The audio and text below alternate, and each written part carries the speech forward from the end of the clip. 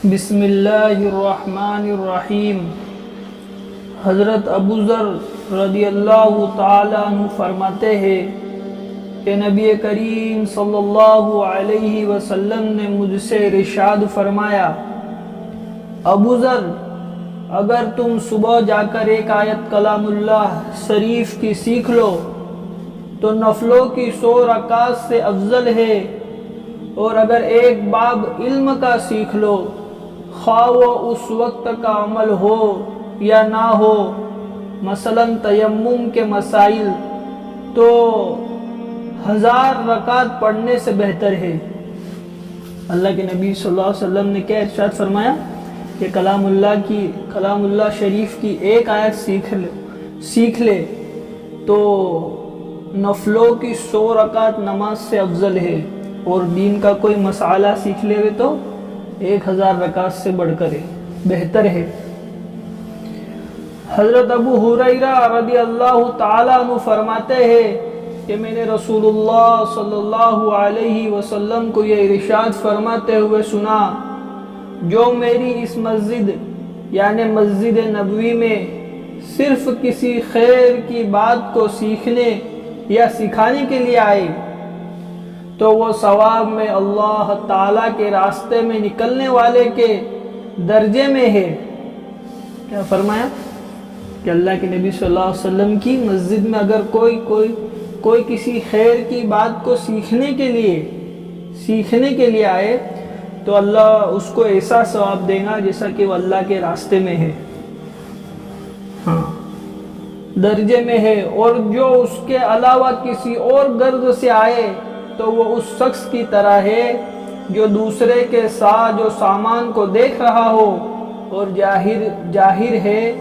کہ دوسرے کی چیزیں کو دیکھنے سے اپنا کوئی فائدہ نہیں۔ حدیث شریف میں مذکورہ فضیلت تمام مسجد کے لیے ہے، کیونکہ مسجد نبوی کے تابع ہے، یعنی دنیا کی کسی بھی مسجد میں کوئی دین کی سیکھنے کی غرض سے جاوے، خیر کی بات سیکھنے کے لیے، دین کی بات سیکھنے کے لیے مسجد میں جاوے، تو ان سب کے لیے یہی فضیلت ہے جو اللہ کے نبی نے بتائی۔ کیسی فضیلت، کیسا ثواب کہ وہ اللہ کے راستے میں نکلنے والے کے برابر۔ اللہ کے راستے میں نکلنے والا کتنی بڑی فضیلت ہے، کیسے محنت کرتے۔ حضرت ابو ہریرہ رضی اللہ تعالیٰ عنہ فرماتے ہیں کہ میں نے ابو قاسم رضی اللہ تعالیٰ عنہ کو یہ ارشاد فرماتے ہوئے سنا، تم میں سب سے بہتر وہ لوگ ہیں جو تم میں سب سے اچھے اخلاق والے ہیں۔ کیا فرمایا کہ تم میں سب سے بہتر وہ لوگ ہیں جو تم میں سب سے اچھے اخلاق ہیں، جبکہ ساتھ ساتھ ان میں دین کی بھی سمجھ ہو، یعنی دیندار بھی ہو۔ حضرت جابر بن عبداللہ رضی اللہ تعالیٰ عنہ سے روایت ہے کہ رسول اللہ صلی اللہ علیہ وسلم نے ارشاد فرمایا، لوگ کھانوں کی طرح ہے، کھان جو جس میں کھدانے کہتے ہیں اپنے، لوگ کھانوں کی طرح ہے جس طرح سونے چاندی کی کھانے ہوتی ہے۔ جو لوگ اسلام لانے سے پہلے بہتر رہے وہ لوگ اسلام کے زمانے میں بھی بہتر ہے، جبکہ ان میں دین کی سمجھ ہو۔ اس حدیث شریف میں انسان کو کھانوں کے ساتھ تشبیہ دی ہے، جس طرح مختلف کھانوں میں مختلف معدنیات ہوتی ہے، بعض زیادہ قیمتی جیسے سونا چاندی کھانے، اور یہ کھانے مطلب کھدانے جس میں سونا چاندی ہوتی ہے، وہ جیسے سونا چاندی جو قیمتی کھدانے ہوتی ہے، اور بعض کم قیمتی جیسے چونا اور کوئلہ۔ اس کی طرح مختلف انسانوں میں مختلف عادتیں و صفتیں ہوتی ہیں، جس کی وجہ سے بعض اونچے درجے کے ہوتے ہیں اور بعض کم درجے کے ہوتے ہیں۔ پھر جس طرح سونا چاندی